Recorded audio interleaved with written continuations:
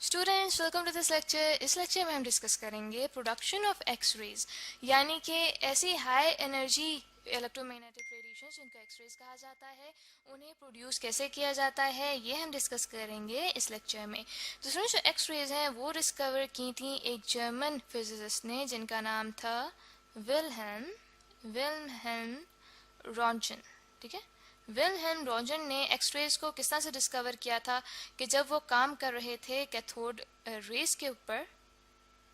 और उस दौरान उन्होंने ऑब्जर्व की कुछ ऐसी रेडिएशंस जो कि हाईली पेनिट्रेटिंग थी, इनविजिबल थी और हाई एनर्जी की थी। ऐसी इलेक्ट्रोमैग्नेटिक रेडिएशंस को उन्होंने एक्स रेज का नाम दिया और उनको डिस्कवर करने की वजह से उन्हें नोबेल प्राइज़ भी मिला था 1901 में। और ये एक्स रेज ऐसी रेडिएशंस होती हैं जिनकी जो वेव लेंथ है, ठीक है, वेव लेंथ को मैं यहाँ पे लैम्डा से शो कर रही हूँ कि जो वेव लेंथ है वो शॉर्टर होती है अल्ट्रा वायलेट रेज के मुकाबले में। ठीक है, अल्ट्रा वायलेट रेज के मुकाबले में इनकी जो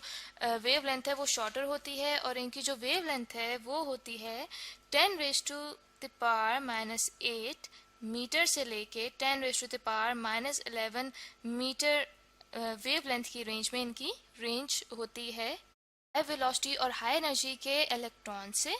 तो जब वो इलेक्ट्रॉन्स स्ट्राइक करते हैं उन एटम से, तो उन एटम्स के इनर शेल में मौजूद इलेक्ट्रॉन्स नॉक आउट हो जाते हैं, यानी कि वो उस एटम में से निकल जाते हैं और फिर हायर लेवल्स के जो इलेक्ट्रॉन्स होते हैं वो जंप करते हैं इन इनर शेल्स में, जिसकी वजह से फोटॉन्स एमिट आउट होते हैं हाई एनर्जी के, जिनको एक्स रेज कहा जाता है। तो स्टूडेंट्स, इसी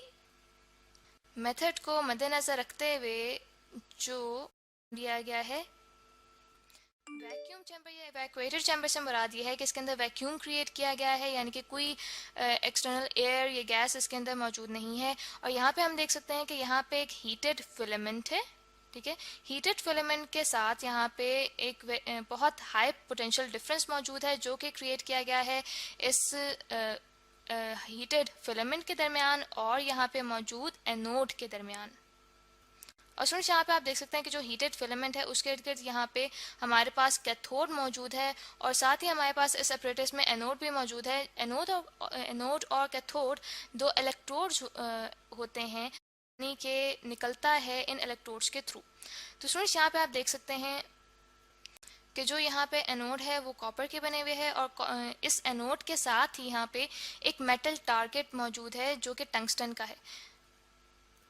और इस एनोड के अंदर यहाँ पे कूलेंट मौजूद है। कूलेंट स्टूडेंट्स यहाँ पे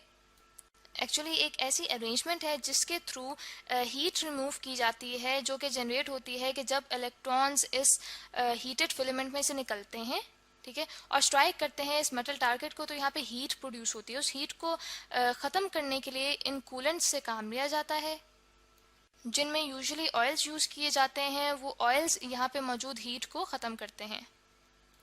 और सुनिए, जो आप यहाँ पे इवैक्यूएटेड चैम्बर देख रहे हैं, ये एक ऐसे सिस्टम में मौजूद होता है जो कि मॉनिटर कर रहा होता है, यानी कि चेक कर रहा होता है कि यहाँ इस हीटेड फिलामेंट में से, यानी कि कैथोड की तरफ से जो इलेक्ट्रॉन्स एमिट आउट हो रहे हैं वो कितनी एनर्जी के एमिट आउट हो रहे हैं होता है, जिसके थ्रू एक्सरेज को प्रोड्यूस किया जाता है, उसके अंदर क्या क्या कंपोनेंट्स होते हैं। तो यहाँ पे आप देख सकते हैं कि इस इवैक्यूएटेड चैम्बर के अंदर यहाँ पे विंडो भी मौजूद है जिसमें से यहाँ पे एक्सरेज निकल रही हैं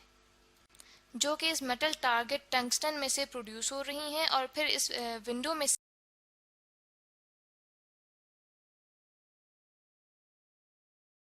भी मौजूद है जिसमें से यहाँ पे एक्सरेज निकल रही हैं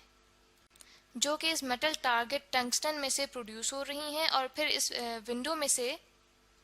गुजरती हैं और फिर इनको आगे डिटेक्ट किया जाता है डिटेक्टर के थ्रू। तो स्टूडेंट्स, आई होप कि आपके लेक्चर से समझ आ गया होगा, जिसमें हमने अभी कंस्ट्रक्शन देखी है कि जो ऑपरेटर चूज़ किया जाता है एक्स रेज की प्रोडक्शन के लिए, उसकी कंस्ट्रक्शन क्या होती है, उसके अंदर क्या क्या कंपोनेंट्स चूज़ होते हैं। तो इससे नेक्स्ट लेक्चर में